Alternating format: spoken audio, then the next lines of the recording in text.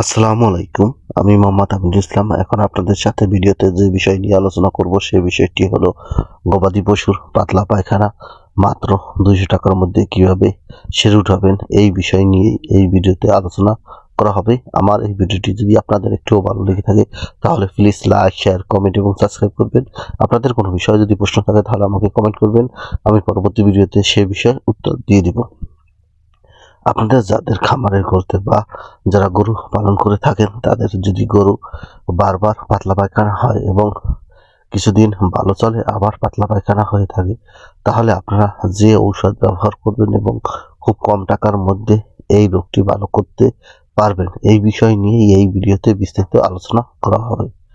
আপনার সর্বপ্রথম গরুর পাতলা পায়খানা করে এবং পাতলা পায়খানা কিভাবে করে, কি কারণে করে, এই বিষয় নিয়েই আপনার জানতে হবে। তারপর আপনার ট্রিটমেন্ট শুরু করতে হবে। আপনারা অনেক সময় দেখা যায় গরু পাতলা পায়খানা হওয়ার সাথে সাথেই আপনারা অ্যান্টিবায়োটিক দিয়ে থাকেন, কিন্তু অনেক সময় সামান্য একটু কারণেও পাতলা পায়খানা হতে পারে, এর জন্য বেশি পরিমাণ অ্যান্টিবায়োটিকের প্রয়োজন হয় না, কিন্তু আপনারা তখনও অ্যান্টিবায়োটিক দিয়ে দেন। কারণ একদিন বা একবেলা অ্যান্টিবায়োটিক খাওয়ান, পরে আর খাওয়ান না।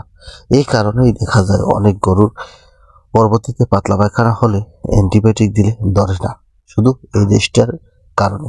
তাই আপনারা সবসময় আপনার গরুর খামারের চিকিৎসা করার সময় একজন অভিজ্ঞ প্রাণী চিকিৎসকের পরামর্শ অনুযায়ী আপনার গরুটির ট্রিটমেন্ট করবেন।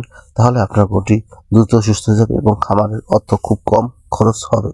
আর আপনি যদি না বুঝে ট্রিটমেন্ট করতে থাকেন এবং বারবার ঔষধ পরিবর্তন করেন, তাহলে আপনার গরুটি আস্তে আস্তে নিস্তেজ হয়ে যাবে এবং আপনার গরুটি মারাত্মক অসুবিধা হতে পারে।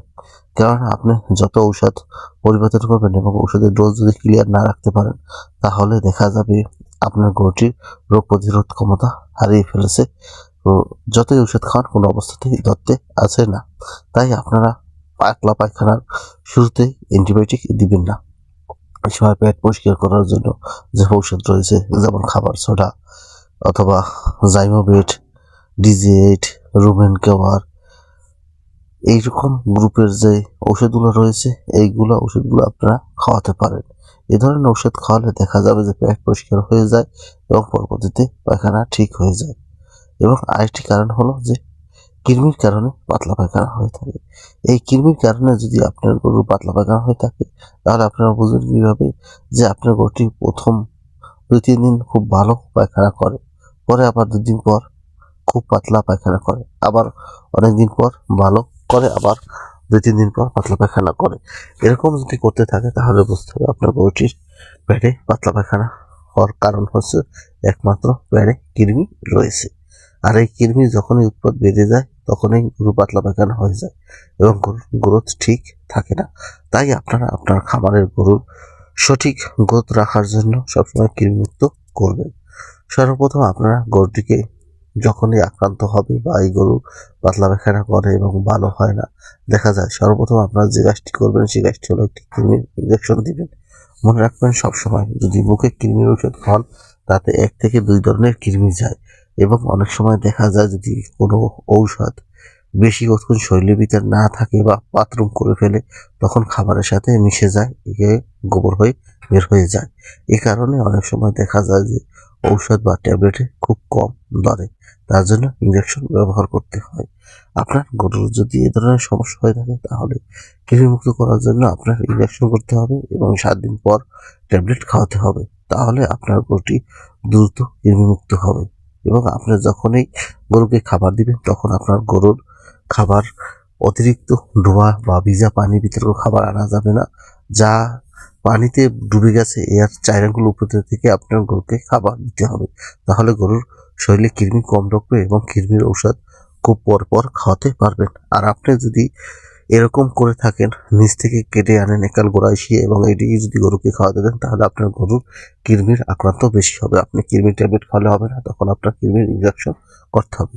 এই কৃমির ইঞ্জেকশন আবার 2 ধরনের, একটি একটু কলজি কৃমি যা প্রেগনেন্ট অবস্থায় দিতে হয়, আরেকটি হলো কলজি কৃমি বার্মিক ট্রুকোবাইসিড, এটাও আপনারা আইভারমেকটিন গ্রুপের ইঞ্জেকশন রয়েছে, এটাও আপনারা ব্যবহার করতে পারেন। তবে এটা ব্যবহার করলে গরুর ছোটাছুটি বা লাফালাফি করে, এটি ব্যবহার করলে শরীরে খুব জ্বালাপোড়া হয়। আর আপনারা সবসময় নির্দেশনা অনুযায়ী বা একজন ডাক্তারের পরামর্শ অনুযায়ী গরুকে ট্রিটমেন্ট করাবেন এবং ডোজ সঠিকভাবে দিবেন। তা না হলে আপনার গরুটি রেজিস্টার হয়ে যায়, পরবর্তীতে অন্য ঔষধে ধরে না। আপনি যতই দৌড়াদৌড়ি করবেন বা ডাক্তারের কাছে ছোটাছুটি করবেন, সব ধরনের ওষুধ খাওয়াই দিবেন, রেজিস্টার হয়ে গেলে তখন আর কোনো ঔষধ কাজ করে না। তাই আপনার গরুটির ডোজ সঠিকভাবে আপনার নিকটস্থ প্রাণী চিকিৎসকের পরামর্শ অনুযায়ী খাওয়াবেন, তাহলে আপনার গরুটির পাতলা পায়খানা কমে যাবে এবং ট্রিটমেন্টও সুন্দর হবে। আর আপনি যদি পাতলা পায়খানা কমাতে না পারেন আর আপনার ঘরোয়া পদ্ধতিতে যদি ওষুধ খান, তাহলে দেখা যাবে একসময় স্ট্রোক করে যায় এবং অনেক সময় গরু মারাও যেতে পারে। তাই আপনারা সবসময় আপনার গরুকে সকালে এবং বিকালে খাওয়ান দিবেন এবং পাতলা পায়খানা যদি বেশি হয়ে থাকে, তাহলে আপনারা দানাদার খাদ্য খাওয়ানোর পরিমাণটা কমিয়ে দিবেন। খাওয়ান আগে পরে বা সময় যদি সঠিক না থাকে, তখনও যদি খাবার খায়, তাহলে পাতলা পায়খানা হতে পারে। কিন্তু আপনার গরুটির ভিডিওতে যে গরুটি দেখানো যাচ্ছে, এই গরুটির পাতলা পায়খানা হয়েছে শুধু কৃমির কারণে। এটিকে কৃমির ঔষধ খাওয়ালে পরে হয়ে যাবে এবং খামারি ভাই না বোঝার কারণে বারবার অ্যান্টিবায়োটিক এনে খাওয়াচ্ছে, এই কারণে গরুটির পাতলা পায়খানা ভালো হচ্ছে না। আর গরুর কৃমির ঔষধ খাওয়ানোর সাথে সাথে আপনারা গরুকে লিভার টনিক দিবেন, তাহলে আপনার গরু দ্রুত সুস্থ হয়ে যাবে।